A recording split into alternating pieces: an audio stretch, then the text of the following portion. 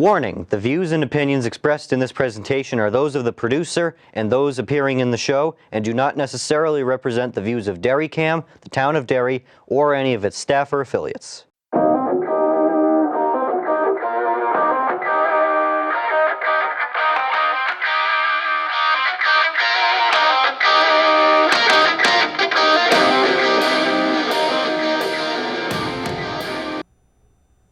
Hi, I'm Anthony Henry. Welcome back to America's Ass. We're on episode 57, I think. We haven't done an episode in about a month and a half, maybe 2 months. Just wanted to take a break, let the holidays happen, let the headlines catch up, and think of everything that's happened since we were last here. Trump is president now, and he's doing quite a bit in only a week and a half. The state legislature's been sworn in, or general court rather. They're getting to work. Governor Ayyott's in. And this week is the filing period to run for local office statewide, but especially here in Derry. So we'll get into all three of those things with our guest today, Representative Aboul of Seabrook. Thank you for being here. Please introduce yourself. Thank you for asking me to come to your show. My name is Aboul Khan. We live with my family in Seabrook for the last 25 years. I served as a Seabrook Board of Selectmen for 15 years from 2008 to 2023. Also, I represent Seabrook at the State House this is my sixth term, 12 years. This year, I'm running for Selectman again for the seat at the Board of Selectmen, and I hope the voters in Seabrook elect me for March 11 election. Our Derry election's the same day, and we'll be getting into that. So we'll start at the national, just work our way down. Trump is doing so much. I mean, he's only been in for about a week and a half. Look at all these executive orders that are coming out. Look at all the confirmation hearings. We're going to get our dream cabinet in. Just last night, off the top of my head, because it caused a stir at school, trans surgeries for children are banned. ICE is everywhere. We're getting rid of the people that should not be here, most of whom are gang members selling drugs, trafficking children and people. It's been a lot to keep up with, and I think it's exciting a lot of people. I mean, Trump has a 51% approval rating in his first week. That's probably the highest he's ever gotten it across both his terms. So, I mean, it's only been a week and a half, but what do you think of his presidency so far? President Trump, whatever he's doing, all the executive orders and all the things we see in television and everywhere, all the news cycle, he promised those things in the campaign. He campaigned, we campaigned together. You know, it was my election, his election, and all other people who got elected. We all campaigned together, and that was his vision. We supported him. And this is not surprise that's what he's going to do. He's going to take care of our border. He's going to take care of the school system. He's going to take care of all the bad things happening in Washington. So for me, it's not very much surprise. He promised it. He's trying to implement it, right now, and he's going to do it whatever it takes. It's not a surprise to us. I think to the other side of the aisle, it has been, as Senator John Barrasso from Wyoming described it, complete shock and awe. They are getting everything blown up at them. And what you said about the campaign, I want to touch on that now that the campaign's really over. That was one of the best experiences of my life. Like, I obviously haven't been alive for many campaigns, and I haven't been involved in many campaigns, but from January of 2024 to November of 2024, the things I got to experience, especially because I live here in New Hampshire, which is really of all the states, it's the easiest place to get involved in politics. It's absolutely incredible. You can attend rallies. You can meet presidential candidates. I didn't get to meet President Trump, but I was about as far away from here as the camera from him at one point. You meet all sorts of people from all walks of life. And as you said, the campaigns really blend together between the state and like governor and the president. It's a great experience. It really is. So, Anthony, when the campaign started, some 2 years ago, most of the candidates, in both parties, Republican and Democrats, they were living in New Hampshire, as a matter of fact, for months and months and months. And to meet a candidate who is running for national office, it's not very hard thing to do. There would be your coffee shop, there would be your anywhere, in your town multiple times. So I met President Trump in 2023, and in April 2023. We 51 state representative, when he was very beginning that he's going to announce his candidacy, he announced on Manchester campaign stop, and we 51 state reps endorsed him, and he met with us personally. He shook our hand, took pictures, and he said our name in a public meeting. It's on the it's YouTube. Every 51 state reps name, he pronounced it, and he thanked us for supporting him in very early on. So I am so happy that I am the one of the person that who supported him, believed on him that he's going to be our great president and he's going to make our country great again. So I'm very excited to see next 4 years that where we're going to be after 4 years. It's going to be amazing. I mean, I was 8 years old in 2016 when he first got elected. So obviously my memory of his first term isn't quite as good, but like I said, it's just been a great experience. And I remember that rally. I remember I was in Florida. I actually got invited to that rally, and if I wasn't in Florida, I would have gotten to be there also. But I remember that. I remember all of you on stage, all the state reps, all his campaign captains like Corey Lewandowski and Lou Gargiulo and all of them. They were all on stage. I remember that. That was really great. And what are your predictions for the next few months? We're going to see some big events with President Trump. Speaker Johnson just invited him to do his address in March. They don't call it State of the Union the first year of the presidency. They call it Address to Congress. But that'll happen. Be interesting to see who shows up and who doesn't. And it'll be interesting to see what Congress does with him and how they will collaborate with him. There's obviously a tight majority in the U.S. House. There's a good majority in the Senate. What are your predictions for the next, say, 6 months? So, Anthony, you mentioned your beginning of your introduction that about the immigration issue that all the ICE and other law enforcement agencies are doing. What Mr. President Trump promised. So I am getting also as an immigrant from Bangladesh, and by the way, I immigrated 45 years ago. This month, January 10, 1981, Congratulations. to United States. So I am getting a lot of calls from my community. They want to know that what I am thinking or what is my party is thinking that what is going to be and how many people is going to get affected. I tell them, and I'm going to tell everybody, in a nice and clear, if somebody broke the law, made some crime, did some crime, they will be caught, either today or tomorrow. They will be caught, they will be deported. Our party and everybody in my party who voted for Trump, President Trump has their support. President Trump has my support. Anybody, broke. But for some of the people who overstayed their visa, they've also broke the law of the United States. I am not saying they did, but that will be the next step. That's my feeling that to catch them, the government is not after them at this time.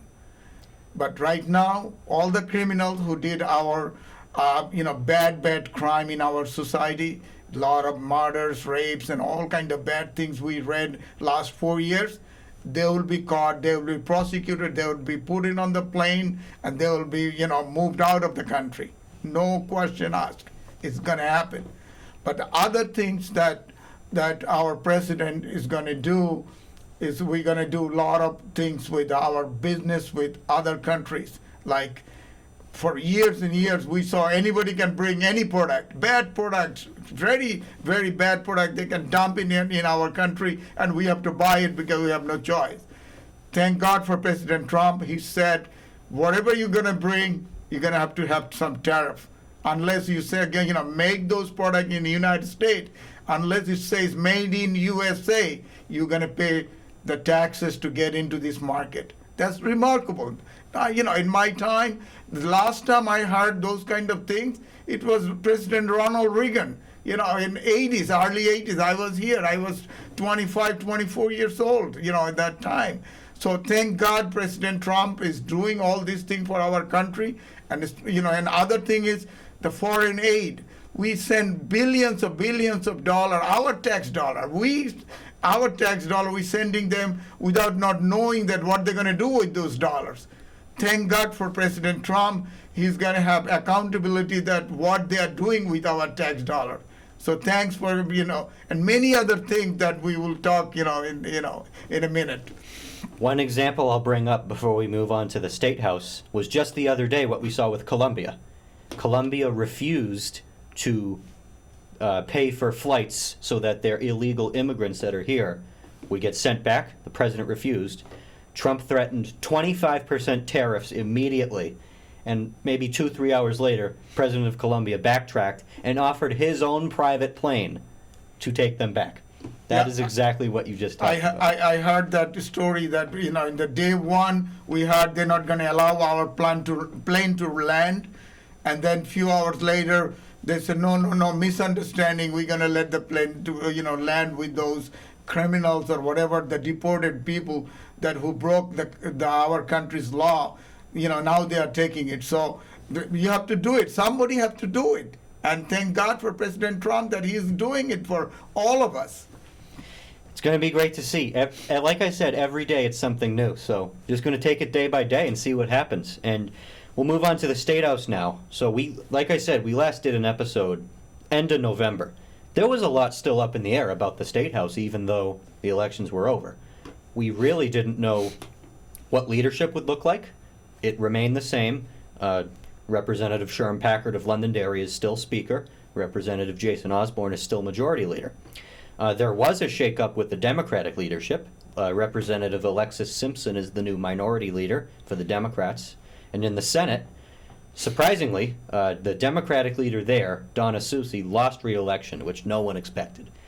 Victoria Sullivan took her spot, and now the new Democratic leader is Senator Rebecca Perkins Quokka from the Seacoast, Portsmouth area. And our senator here, Senator Regina Birdsell, is the new Senate Majority Leader, and Senator Sharon Carson is the Senate President. So we have our leadership in place. They've all been sworn in. Governor Ayotte has also been sworn in. Our 5 executive counselors, which Republicans have 4 of those seats, they have all been sworn in. We are going to see a much easier term in order of getting things done than we did last time, with what was really no majority in the House and a slightly thinner majority in the Senate.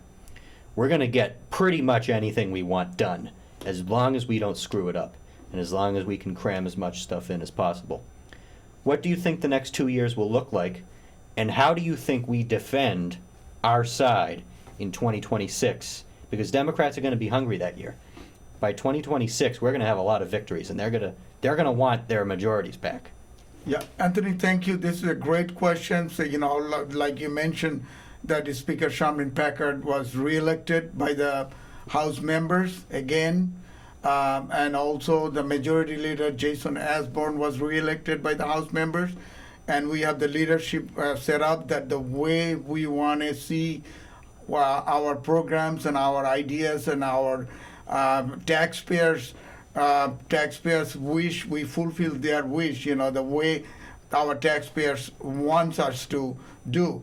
So the school issues, many school issues that we are, education issues that we are involved, the healthcare issues, also, it's a big issues that, we have to get involved. The election integrity is another big issue that our current House majority is going to be implementing the way our taxpayers and the voters like to see. Many other things that we heard from our taxpayer in a campaign trail. Don't forget, our campaign starts in the primary. So from primary to the regular election in November is a long, months, and we have to, if I understand that, I know that you had experience on door knocking. So every time you knock doors and want taxpayers, you hear from them, and what you hear from them is a monumental thing that you want to implement those things in your life at the State House, in your time at the State House, that what you heard from those taxpayers and those voters. So I have no doubt that our leadership and our members will do what our voters and the taxpayer ask us to do. We will not back up. No matter what. We have a super majority in the House. We have majority in the Senate. We have super majority in the Senate. We have the Executive Council. We have the governor. Whatever it takes, we're going to implement our agenda. It's no doubt, no ifs or buts. Yeah, there's nothing up in the air this time around. Like I said, you barely, if any, had a majority last time. As long as we don't screw up, as long as we do everything we want, we got to get everything done this term.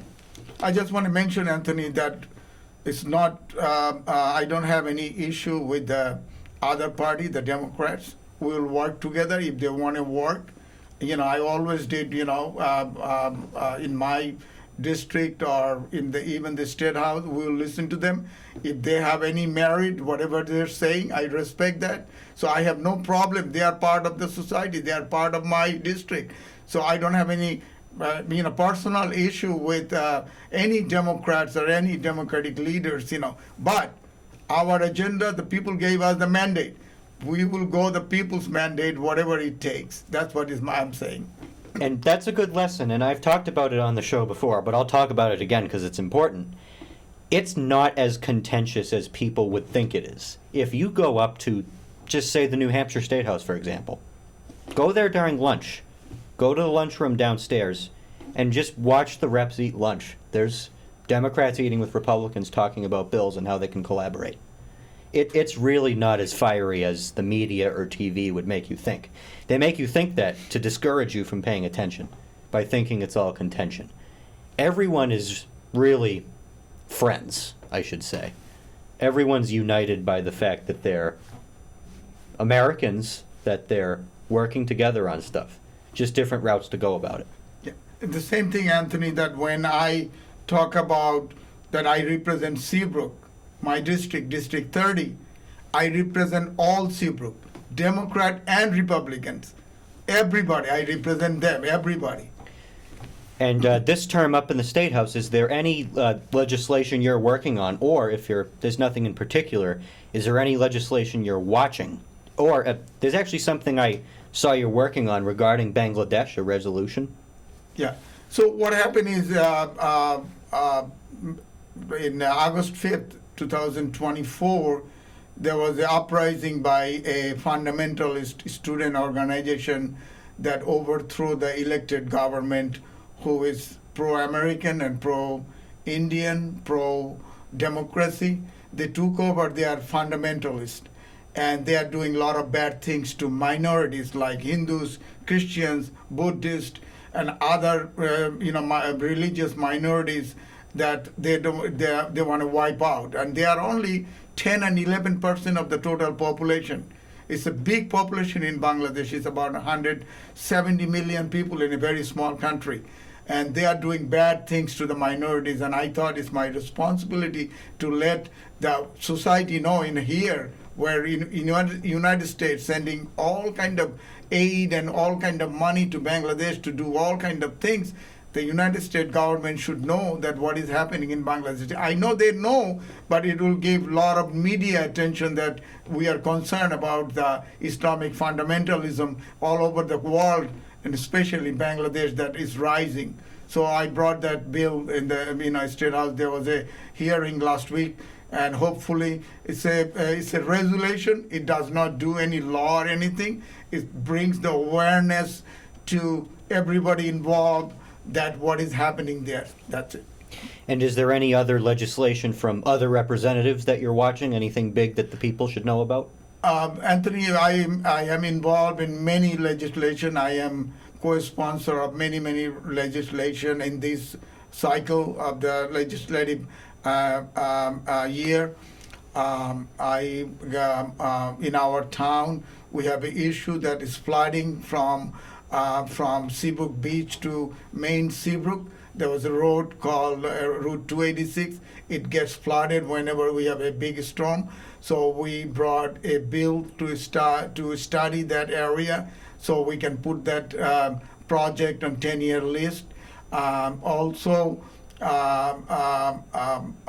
let me think about, it's too many bills, Over 1,000, I believe. over more than 1,000 bills in the state house for all the state reps and everything.